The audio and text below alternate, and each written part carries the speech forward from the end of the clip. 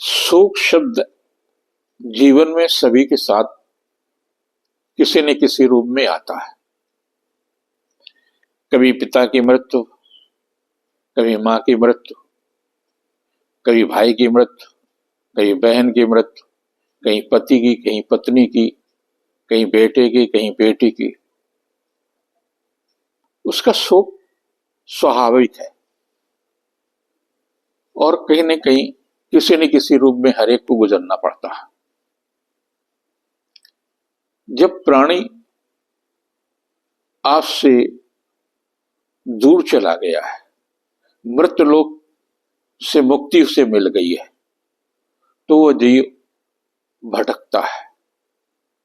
एक ऐसे अज्ञात स्थान पर पहुंचता है जहां उसे पुनर्जन्म के लिए प्रतीक्षा करनी पड़ती है।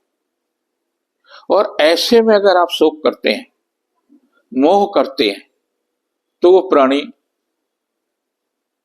आपको पहले तो समझाने के क्रिया करता, फिर आपको डराने की भी क्रिया करेगा, क्योंकि उसकी अगले जन्म में आप कहीं न कहीं बाधक बन रहे हैं।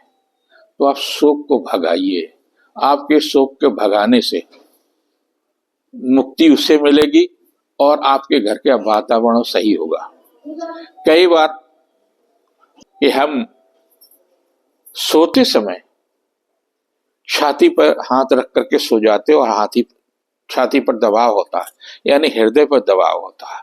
जब हृदय पर दबाव होगा तो ऑक्सीजन की कमी आपके मस्तिष्क पर होगा, तो आपको लगेगा कि आपका दम घुट रहा, आपके साथ कुछ न कुछ ऐसा हो रहा, आप भयावह सपने देखने लगते हैं। आपको लगता है आपके साथ कोई भूत या कोई प्रेत सी चीज जो है आपको कष्ट दे रही है।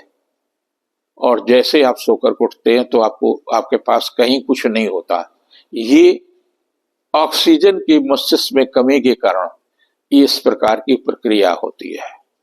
आपको सोते समय भी ध्यान रखना है कि आप अपने दिवंगत किसी रिश्तेदार को स्मरण न करें। स्मरण करना है तो प्रभु को करें।